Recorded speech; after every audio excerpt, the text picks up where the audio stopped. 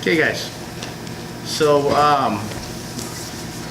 Friday, pretty much end this week's lesson plan. We're going into next week a little, some more grip fighting control, but it's going to be more directed towards guard passing. We're going to have more options, guard passing versus what we've gone over before in this past week. We've kept it to the same guard break, same grip control, a couple different passes and a few different counters to potential counters. So today I wanted to kind of stick to something very basic, very simple, nothing too complicated, but something that would help tremendously with your grip fighting. If you notice, if you really try the grip fight, one thing that loses the grip fighting game for everybody is patience. Frustration and patience. Okay? And when you get impatient, you get frustrated, you make mistakes. And that's when you end up giving up the position and your grips to your opponent. Okay? So like the other night, Tuesday, I was trying to grip fight with Chuck, and it was so frustrating. I gave up. I gave him the grips. He broke my guard open. Okay. It happens a lot. Not just me, but everyone. Okay.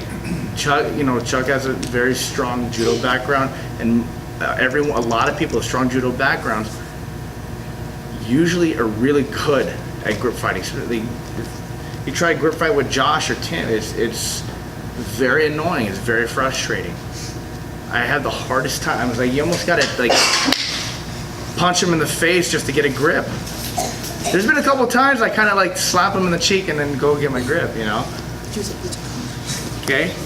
So, with that said, again, what that says about him is it's hard you're spending the whole round trying to get grips. Because once they get their grips, they got control of that position of the match. Okay, as long as they can control your grips, you can't do anything to them. Like I couldn't do much of anything to Chuck. Okay, because he was controlling the position, he was controlling the grips, not the other way around. Okay, so today what we're gonna go just a basic, a pummel or basic grip break off the 2-on-1. With the gi, because one thing that I've noticed throughout the week that anyone that gets a 2-on-1 having to deal with that, people are just sitting there just trying to muscle it out and rip the arm out. Okay, so can I borrow you, please? So the 2-on-1, guys, how that looks, you got the sleeve and the back of my arm, so pretty solid. Okay, my hand is on the other side of his wrist, so I can't get his lapel. And that's that one mistake a lot of people make when they're doing this 2-on-1 grip. They have the 2-on-1, but they leave the hand here. It still gives me access to his lapel. Even though he still has a 2-on-1, that gives me time when he's breaking, it gives me time to break that grip. Okay? So ideally he wants to keep this hand right here, that hand in the back of my tricep. Okay? So now I have to break this grip in two different stages. Okay, one, my right hand is going to come, this little C shape in my hand is going to come to right at the material where his hand, where my gi meets his hand. Okay, I'm going to push into the material, into his hand, and then curl here. But I'm going to keep it up here. I don't want to bring it back down so I can re-grab it. Okay, or else we're just going to do this. And I'm not going to go anywhere.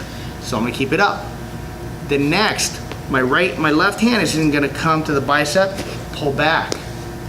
Okay? And as soon as I pull back here, my right hand goes to the wrist, pushes it down, pin.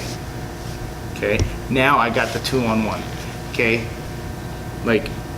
That's another thing I noticed even with the kids class, the adult classes, trying to pin that arm here, it is tough.